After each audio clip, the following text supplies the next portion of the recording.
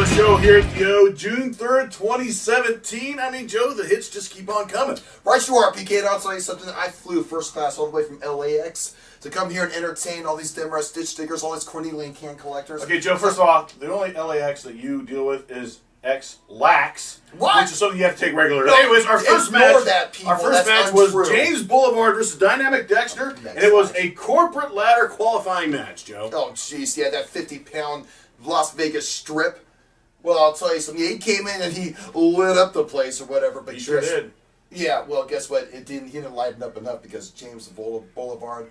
Thanks to Coyote Tim Miller. No, he did. Not thanks to him. Thanks to himself and his And grit. thanks to Mac Mosley, who came out to distract Dynamic Dexter. Oh, stop it, PK. The point is he was the weaker one and he lost. Well, Joe, he went for a crossbody slam and he missed. And James Boulevard hit the cul-de-sac, which is like the top of your head, for the win. That's not true, PK.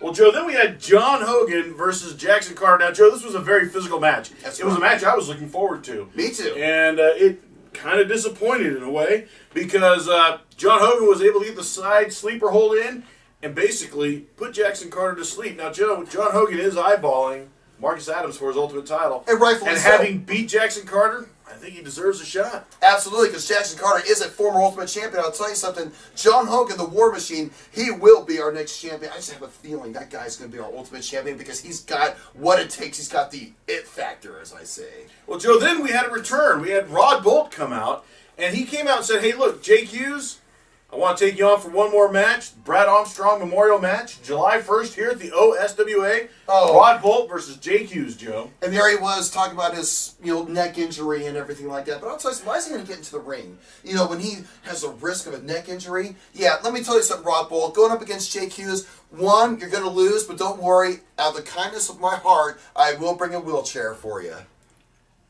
What? Well, Joe, then we had Disorderly Conduct versus Clint Eller and a diva, Jenny Jackson. Oh, PK, we all know that that's K2. J2. J2. Jenny Jackson. PK, but all around the world, no women have beards that thick. All right? And if they do, they're in a circus. All right? Well, Joe, it was an interesting match because basically Jenny Jackson does a frog splash onto Will Caution and gets the win. But then Ginger came into the ring and suspended Clint Eller. That's right. And K2 again, and also their little K2. Yeah, whatever, and also their little cousin It Manager, that little furry thing. What do they call him? Whoopi? Yeah, Whoopi. Chives the Butler. Chives the Butler. I'm glad he's out of here. Get him that little mustache suit out of here. Joe, you're glad he's out of here because that's one less person that's more popular than you here in the arena. What? No, well, Joe, then we had the Coyote Tim Miller versus Mac Mosley for the Generations Championship. And Joe, Tim Miller, I'll tell you something. I enjoy seeing him in singles competition. The guy's a great wrestler. Yeah, he hit the drop DDT, and now we have a new corporate champion. That's right, Tim the Coyote Miller, and rightfully so. And look who is here. Tim Coyote Miller, please excuse my brother. He's kind of smart aleck. But may I have the pleasure of shaking his hand. I tell you, I will never wash his hand again. Please tell me, Tim, how does it feel to get that well-deserved Generations Championship? How does it feel? Yeah. It feels amazing.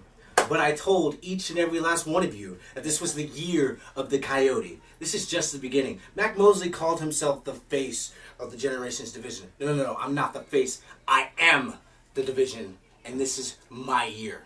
Now, Tim, can I ask you one more question? How does it feel to be the current Generations champion and then the future Ultimate champion? How does that feel? Because I know you're going to be. I'm going to be because I said again, it's my year. And Tim, also, speaking of a year, I want to wish you a happy birthday. In fact, hold on, people out there in TV and internet land. Straight from the cockles of my heart, I want to wish you a happy birthday with this cookie cake made by some store here in Cornelia, Georgia. Thank you. Thank you.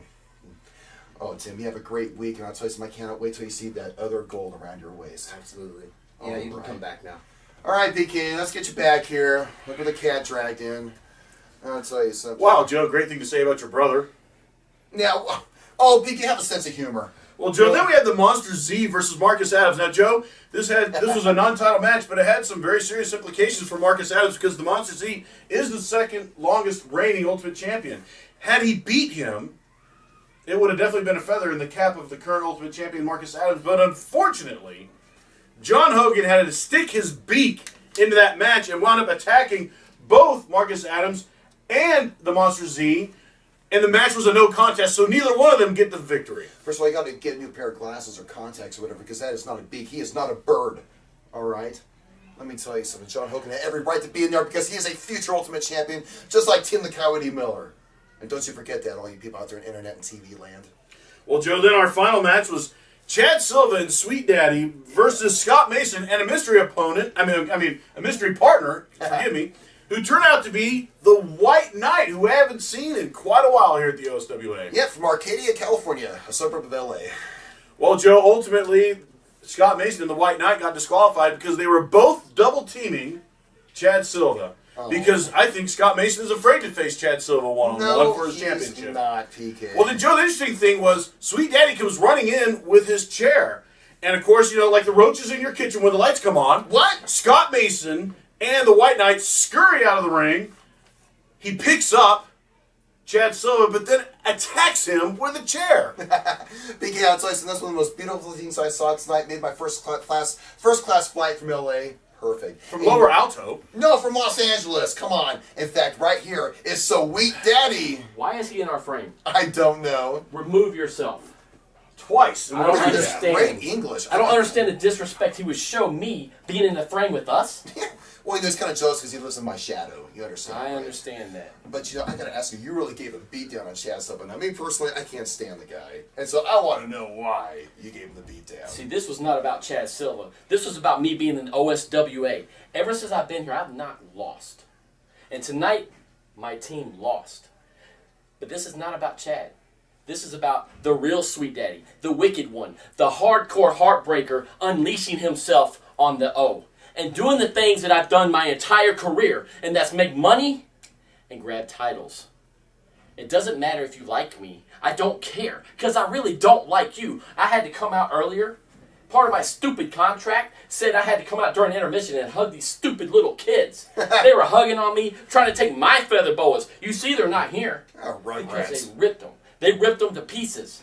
Disrespectful, man. Unbelievable. I cannot wait. I know you're going back to L.A. I have to fly back to San Francisco. Maybe we can catch that limo together down to Atlanta Hartsfield Airport. That's right. I'll tell you something. You are always welcome in my house, and we'll go and hang out on the Sunset Strip there in L.A. with all those rock stars and everything, man. We can do that. We can definitely do that. And it is your pleasure, OSWA, to even have me grace this ring. Understand, Cornelia, Georgia, the reason I'm here is because I'm paid to be. And the reason you fans are here, because you can't afford to leave. Oh! I thought that is poetry. I tell you, Sweet Daddy, I love you being here. And look over there on that wall. Yeah. Mirror, mirror, on the wall, who's the greatest of them all? Sweet Daddy, Sweet Daddy, Sweet Daddy. The mirror never lies. That's all I gotta say. And I'll tell you something, San Francisco and LA, I'll tell you something, California is the best. Watch out, Cornelia, Georgia. All right, well, folks, we're going to be back here in 2 weeks. June 17th. Doors open at 6. Bell rings at 7. And, folks, we're going to see how this unfolds. We'll see you back here in 2 weeks.